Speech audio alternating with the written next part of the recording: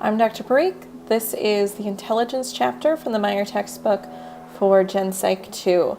And for this, I'm using the slides pretty close to how I got them from the publisher, but you'll notice some things I will talk about for a bit, other things I'll skip over. I do recommend that you look through the whole chapter just to get familiar with all the information, but I'll try to keep this brief. Let's see, so I'll skip some of these. The first thing we'll talk about is what is intelligence? How do we define it? And it seems like one of those things that should be easy to define, but actually is really tough to pin down. And there's a lot of good arguments for different approaches. The first one is Spearman's general intelligence. We call this like the G. And this is the basic idea that there's one intelligence, and people who have more of this intelligence are good at a lot of different things. Sort of like someone who's good at soccer is often good at volleyball or baseball because they're just a generally athletic person. And so intelligence, you do have specific things you're better or worse at, but there's this overall good factor. And so Spearman, this is his theory, but there's other people who focus on different approaches. And I'll tell you mostly, I'll start with Gardner. He has a list of 8 intelligences. Let me see if I can find my list, or you can find it in the book. I guess I really don't have many notes for this because I do it normally more of a discussion. But he has this list of very specific, like one is kinesthetic. So just, athletic ability is considered one sort of intelligence. And we have spatial abilities, verbal, math, and the idea is that you can have strengths in some areas and weaknesses in others. And so, someone who's not book smart, who doesn't do well in school, might have a great deal of intelligence on another factor.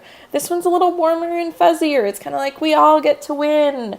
And we find some people with autism spectrum disorders who have a lot of problems functioning in most areas, but have what's called savant syndrome. It's kind of like Rain Man, where you can just magically do a few things really, really incredibly well that most people aren't able to do. Another approach from Sternberg is 3 intelligences, so it's a little more focused than Gardner's. Analytical intelligence, which is what we think of as book smarts. Creative intelligence, which is like Steve Jobs. He was able to imagine things that no one had ever imagined before. And then also practical intelligence, street smarts, survival skills, being able to pay your bills and just do basic stuff. So he thought of it as 3 different pieces. So we have some differences and similarities between the two. Mostly I just want you to kind of be aware of those 3 theories. So we have Spearman's G factor, and then we have Gardner and Sternberg. Gardner has these 8 different intelligences. Sternberg has 3. What we find, though, is that although as a counseling psychologist, I really like the warm fuzzy approach, but what we find in the real world is that actually it does seem that people who have a lot of intelligence in one area tend to have high intelligence in others. It's not distributed in a in a completely fair way. And so while it's good to consider that there's a lot of things that contribute to success, that there's a lot of different ways to be skilled, we do find that people who are really good at some things tend to be good at others. We have this stereotype of like the Big Bang Theory, where you have these people who are incredibly smart but have very low functioning skills. And, you see people who are pretty smart and have low functioning. I went to a school that had a lot of engineers. We saw it. But in general, we find that the people who are highly intelligent, who do really well academically, also tend to do really well socially, tend to be good at a lot of different things. The 10-year rule, this idea, it's kind of like the 10,000 hours idea, that if you do things long enough, if you practice every day, you can develop expertise. So it's not that there's nothing to do with hard work. It's not that you're all either born with it or not. But some people are blessed unfairly compared to others. Emotional intelligence. We talk about emotional intelligence being 4 pieces: being able to recognize emotions, understand what those emotions mean. So I can visually see someone is sad, or I understand from the story that someone is happy, but I also understand what's what caused them and what might change them in the future. Managing emotions, so knowing how to manage my own emotions, how to express when I'm angry instead of just bottling it up or exploding all over everyone, learning how to manage it in different situations. And then using emotions to be adaptive, be creative, being able to kind of harness that energy. So there's just a little box that talks about, again, I really care most about Spearman, Gardner, and Sternberg, and to kind of know some of the strengths of each. This is a good thing to put a little post-it in your book for if you're doing a take-home test or a sort of open book test for my class. It's a good one to pay attention to. And again, here are just some examples of questions just to help you kind of prep. So how do we assess intelligence? How do we measure? How do we know what's going on? And what's the use of these intelligence tests? So we have 3 different types of tests. One is intelligence. This is sort of how well is your brain working right now? How quickly can you compute information? How well can you remember if I give you new information? How well can you reason? Aptitude tests are designed to figure out how good you would be at learning something. And then achievement tests are designed to be how well you've mastered a particular topic or set of material. So, for example, the exam you're going to take over this is a type of achievement test because I'm measuring how much you've learned. So intelligence tests, they have a lot of conflicting emotions. There's a lot of emphasis on IQ. A lot of people make a lot of money on IQ and on trying to tell parents that they can make their children's IQ higher or lower. It started from a good place, I'll tell you that much. So Francis Galton he was not from such a good place. Francis Galton, he was a cousin of Darwin's, and he was very big on selective natural selection in terms of people. And so he was interested in intelligence because he wanted to pick the right people to keep having babies. He was a big proponent of sterilization of undesirable people to keep them from reproducing. So this would include people with intellectual disorders or disabilities.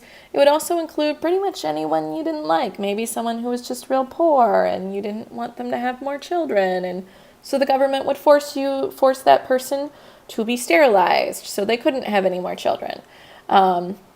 This was in sort of late 1800s, early 1900s. This happened in the United States. It happened to other places. So he was one of the earliest people to be interested in intelligence and how it has a genetic piece. Now we get back to the better intentions. So Alfred Binet was in France, and he wanted to identify the kids who needed more help. He wanted to help provide the extra services to kids. But you need a way to figure out who needs extra services. And so the way he did this is he devised IQ tests. And IQ means intelligent quotient.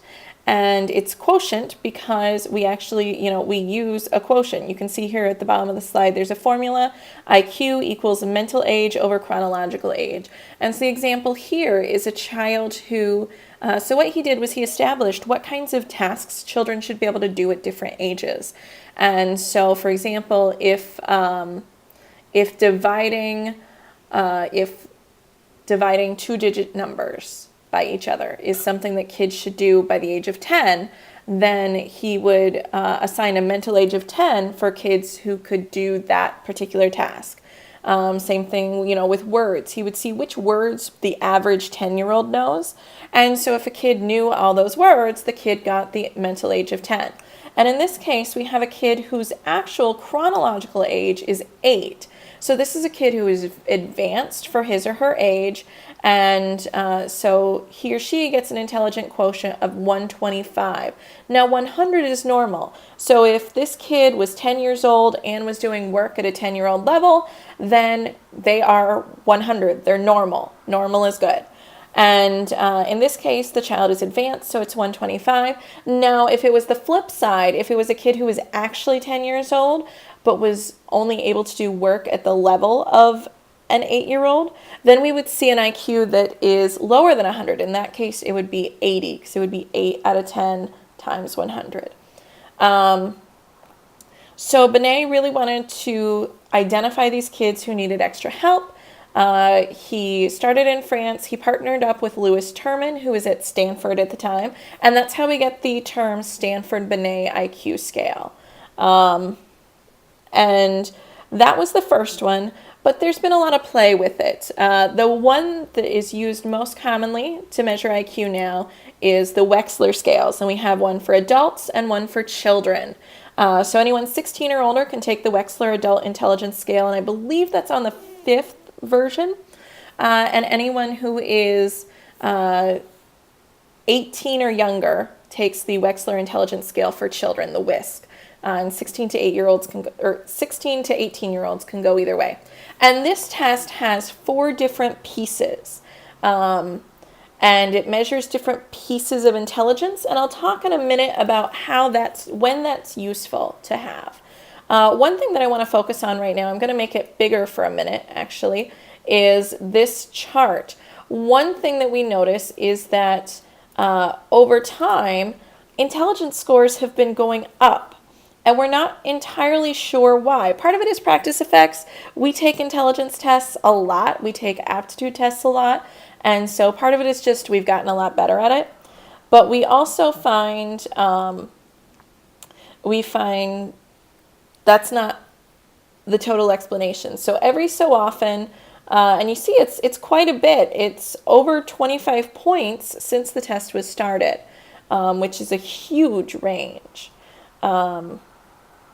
So one of those interesting things, at least to me, about intelligence tests. Let me see. So I'll take a minute and talk about the normal curve and how we score intelligence tests. So again, we see 100 is right in the middle. And this is what we call a normal curve or a bell curve because it's symmetrical. It's shaped like a bell. And most of the people fall right here in the middle. Most people tend to be close to average. That's what makes it average. And so about 2/3, 68%, fall between 85 and 115. On this test, we have an average of 100, a mean of 100, and a standard deviation of 15. And so what that means is we've assigned the scores, we've transformed the scores so that this happens, so that we just take whatever the average is and say, okay, now this is 100. And we will, make sure that 2/3 of people fall between 85 and 115. And then we find there's a smaller percentage that falls between 115 and 130. And so typically, different people have different breakdowns. The one that I'm most familiar with is the idea that 85 to 115 is considered the average range.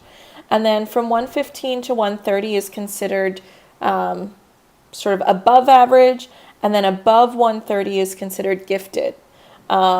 And here we have the same sort of parallel. From 70 to 85 is considered below average. And then below 70 is what we consider to be disabled or someone who needs special assistance, who may qualify for special government programs. This is one of the reasons intelligence tests are so important, is they're used to dole out resources, because we're determining whether someone gets resources based on whether they qualify for a disability. And then there's also programs that look at, like a lot of gifted programs, use 130 as their cutoff. So intelligence tests are used for some decision making. And you see about 2% and a little bit of change are above those extremes. So we consider gifted to be sort of the top 2 out of every 100 people, and potentially disabled the bottom 2 out of every 100 people.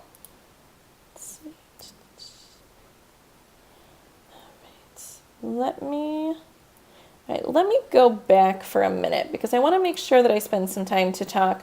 One thing that I always try to talk about with intelligence is part of its development. Its early use, in my mind, is a very important thing for people studying psychology to know because it's one of the dark periods. It's one of the things that I feel a little ashamed of as a psychologist because we can use our powers for evil. And intelligence is an area where we kind of did. Remember I talked about Francis Galton and how he talked about sterilization and sort of deciding who we want and who we don't want reproducing? Well, psychologists were part of that. And another big piece of it is it was very, very racialized. Also around the time that we were developing these tests, it was the early 1900s, 1920s. It was a time that Americans were trying to become very uncomfortable with immigration. And so they were starting to be worried about who was getting into the country and whether it was going to ruin the country. And so we have a lot of people coming in. And one of the things, if you ever go to Ellis Island, check out they have exhibits that show intelligence tests. So if you were an immigrant and you managed to get papers, you managed to get on a boat, you are at sea for months, you may have been sick at some point, you finally get here, and you're shoved into Ellis Island, into a bunch of rooms to be evaluated to see if you're going to be allowed to stay in the U.S. And so part of it was a physical exam. They wanted to make sure that it was someone who did not have, obviously infectious disease would be an issue, but someone who wasn't disabled either. Sorry if you can hear the sirens in the background. I live really close to fire stations and hospitals. I don't recommend it. So part of it was physical, but then also there were intelligence tests to try to test for mental defectiveness, disabilities. And psychologists were part of building that. And here's the catch. So they claimed that these tests were not culture bound, but they totally were. The paper and pencil tests, the ones that were in English, one example of ways that they really discriminated against non-white, non-middle to upper class individuals is they would assume knowledge of different sports and things that a lot of low-income groups just weren't exposed to at the time, like tennis. They would put a question in terms of tennis. And so a lot of, especially, rural African Americans in the South, they didn't really know anything about tennis. And so the psychologists claimed they were testing intelligence, but they were partly testing knowledge about tennis or things like that. And so it wasn't quite as fair as they claimed that it was. Let me just adjust. I'm not really... Sorry. So the other thing we find is that these... so when immigrants would get to Ellis Island, there would be these tests, and they were supposedly nonverbal. They were meant to be things that someone puzzles and things. But there was still... First of all, it's kind of insulting that you have to take it. But also we know that there was still discrimination in it. So when you think about intelligence, the things we do, especially around intelligence, especially around differences between groups, they matter. And so be cautious of how psychology can be used to really cause damage. Okay, so test construction, I'll talk very briefly. Standardization is the process where we standardize the scores. We make it so that you can compare one score to other scores in a population. So because I've given this because someone's given this to thousands of people, what we see is that what you can do is you can take someone's score and compare it to other people of their gender, of their level of education, of their age, and you can see where they fall. Are they in the top 10%, the middle, right near the middle, or the bottom? Reliability, very basically, is are you getting the same measurement every time? It's kind of like if you're throwing things at a dartboard, are you hitting the same spot on the dartboard every time? Validity, on the other hand, is whether you are measuring accurately. So reliability is, am I hitting the same spot? Validity is, am I actually hitting the bullseye? Because I may be consistently wrong in a way where I land the dart in the same place, but that's not the same as being valid, as actually hitting the target that I'm saying that I'm hitting. We have two different types. Content validity is, are you actually measuring what you say you're measuring? Predictive validity is this actually useful for predicting something in the future? Like, we would expect intelligence to be related to things like completion of education, income level, progress in your job, and maybe not for individuals, but over large groups of people, we would expect to see those sorts of things. So when we're thinking about intelligence tests, we're thinking about all of those pieces. All right, does intelligence stay the same or change? We see a little bit of a mix. So cross-sectional evidence is where we take people of different ages and we measure them one time. So I would have 20-year-olds, 30-year-olds, 40-year-olds, 50-year-olds, 60-year-olds, 70-year-olds, 80-year-olds, 90-year-olds. All of those groups in one measurement, and I'm going to compare them to each other. And when you compare like that, group to group, different individuals, one moment in time, you do see that decline. You see that ability is lower among 90-year-olds than 30-year-olds on average. But on the other hand, when you look at longitudinal evidence, you see more stability. You see that people do tend to stay fairly consistent over time. Here's the deal. Different types of intelligence are affected in different ways. So we have crystallized intelligence. This is like Jeopardy or Scrabble.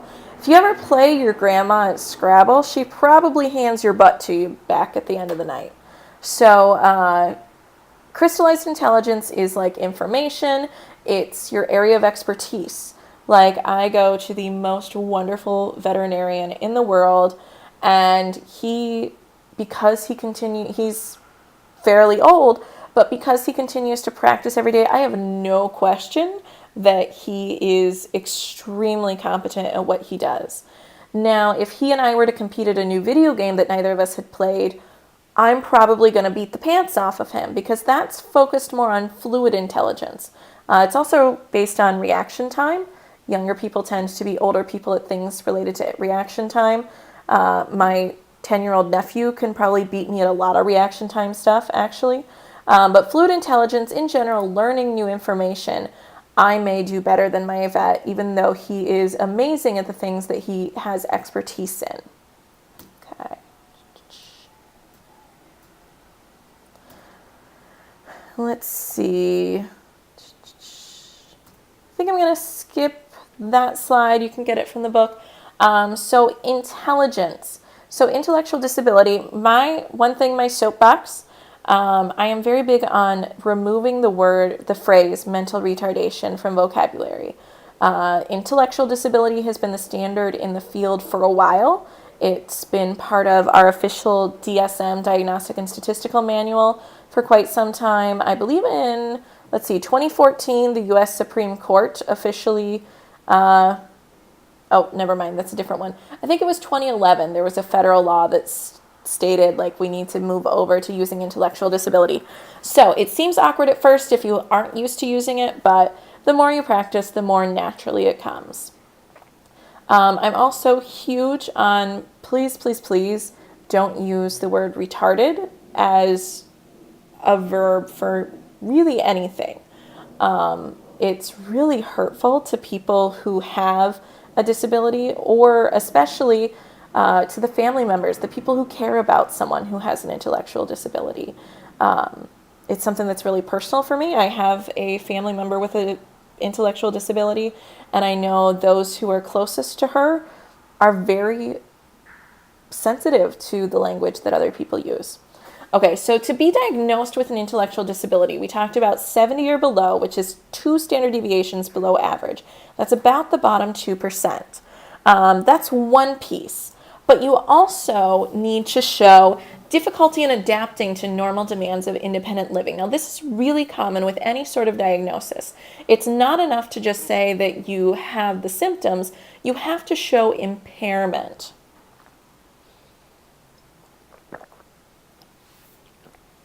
So you see, it might be impairment in understanding things, in functioning in social situations, or it might be impairment in just kind of like paying your bills, keeping your house clean, going shopping, keeping food in the house. These are the kinds of things that someone might struggle with an intellectual disability. Some people are able to live on their own with some assistance from family members or from caseworkers who check in on them, maybe help them track their finances.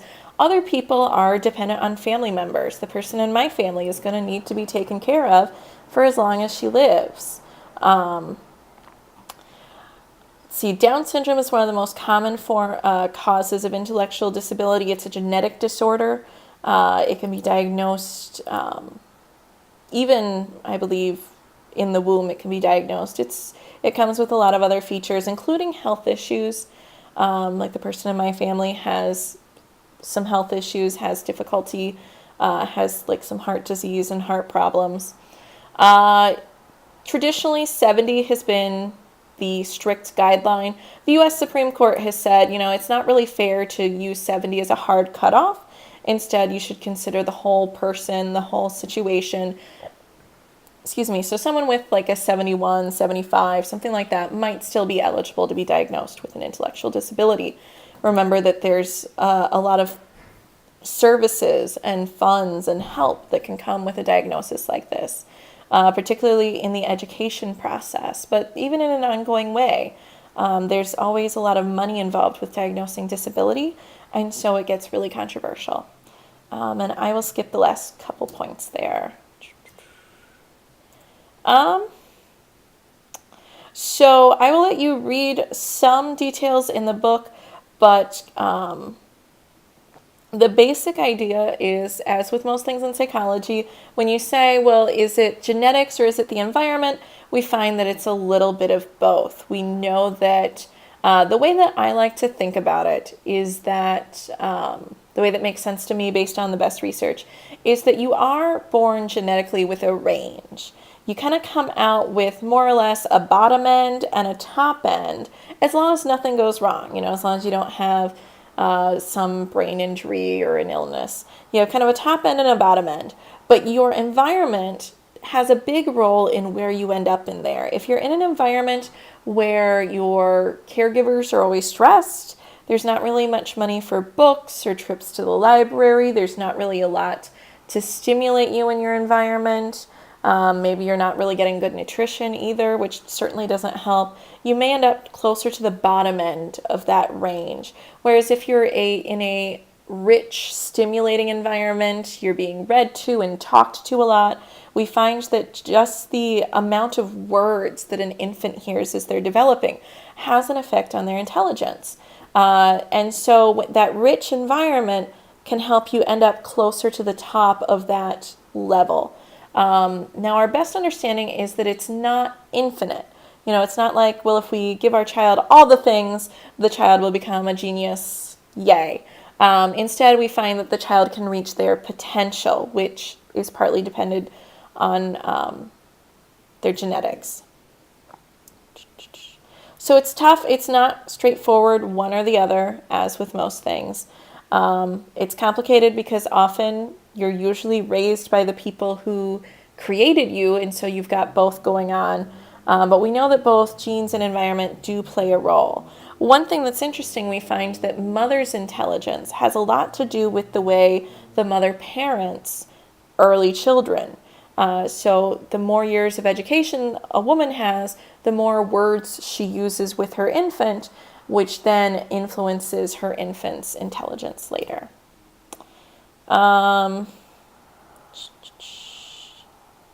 One other piece that I'll talk about here, I don't know if it's really what they mean to talk about here, but different cultures might in my experience, different cultures approach intelligence in different ways. I think in the US, we think of intelligence as something that you're more or less born with. Like, oh, you're a smart person, that's who you are, and so you'll do well, and if I'm not doing well, well, maybe I'm just not smart enough. Whereas it seems like in other countries, particularly Asian countries, my sense is that there's more of an emphasis on how hard you work. That if you just work hard enough, you can be as high achieving as you want to be. And there's good and bad things about both approaches, because if you have the mindset that, well, if I'm not good at it, then I'm just not that smart, then you don't work as hard, you don't achieve as much as you could. On the other hand, when you say, well, you could do anything you wanted, anybody could be a doctor or a lawyer if they only worked hard enough, then for students who do have difficulty achieving, it's kind of a victim blaming mentality. Well, it's your fault for not working harder. So I think that there's limits to both. Let's see. This is an example of one of the spatial abilities tests. This is one of the ones that's very common, and it has to do with whether you can mentally rotate it. So it's testing your spatial abilities. It's also testing your mental, that sort of workbench, how well you can imagine things in your head, versus there are other tasks where you're actually manipulating little blocks or other kinds of things. So some things you have to mentally imagine, other things you get to actually move with your hands. And so the ones that you're mentally imagining are tapping different types of mental processes than the ones you manipulate with your hand. I have no idea why that slide is randomly there. I don't always understand the publisher's logic. So when we think about different racial and ethnic groups, we find that there are differences. So we can't argue with the data that exists in terms of we know that there are differences among different groups. What we can argue is what that means. So 100 years ago, psychologists were happy to argue and say, see, this is scientific proof that some races are inferior to others.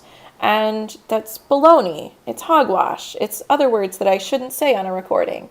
And one of the ways that we explain this finding, because again, it's a real finding, we can't argue with the numbers. We have to argue with what the numbers mean. And one of the things we find is that there's some, so we have genetics, and we also have, which is sort of like, sorry, I have to figure out which one. Okay, so genetics is like the seeds that we're using. And so some seeds are just really hardy seeds. They're going to do fine no matter where you plant them. Other seeds are really sensitive. They do amazing in good soil, but they really don't do well in poor soil. And so then we get the soil is like the environment. And so we find some seeds get put into fertile soil. They can achieve everything that is their potential.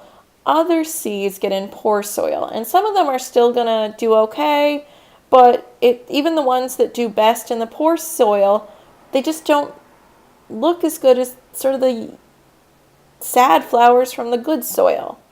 And you see, now within the soil, you still see some differences. And so a lot of these differences are based on genetic aptitudes. They're also, each family is different, each home is different. And the upside, you still see, you have some people who are doing really well. There's something about them that's helping them do really well. So just to kind of bring it back, the idea behind this is that certain kids are predisposed to do well based on their environment. Other kids are in an environment, they really are overcoming challenges from the get-go. And what we find is that disproportionate numbers of kids from minority groups end up in the poor environments. And this is part of how racism, discrimination problems are systemic. It's not just, maybe no one ever called that kid a bad name or told that kid not to go to a certain school, but we've got generations of poor soil. And so it's really tough to work that and undo it. Another piece is stereotype threat. This is the idea that kids just raising their awareness that they're some group they identify with doesn't tend to do very well. That will make them, when you do that, what you find is that kids don't do as well. So for example, if I'm a girl and I'm taking a math test and I'm reminded right before the test that, a lot of people think girls aren't that good at math. What we find is that I don't score as well. And what we think is going on is that I'm internally thinking, oh my goodness, I have to prove myself. There's so much pressure on this. And then I sort of psych myself out. So stereotype threat is another way that this kind of perpetuates these issues, because students know that people don't expect them to succeed. And that makes them feel like they need to prove themselves. They get so anxious that they actually don't do as well as they would otherwise. All right, let me see. All right, those are the things I wanted to talk about with intelligence. I will post some discussion questions. Make sure you follow the instructions for getting full attendance credit. Thanks.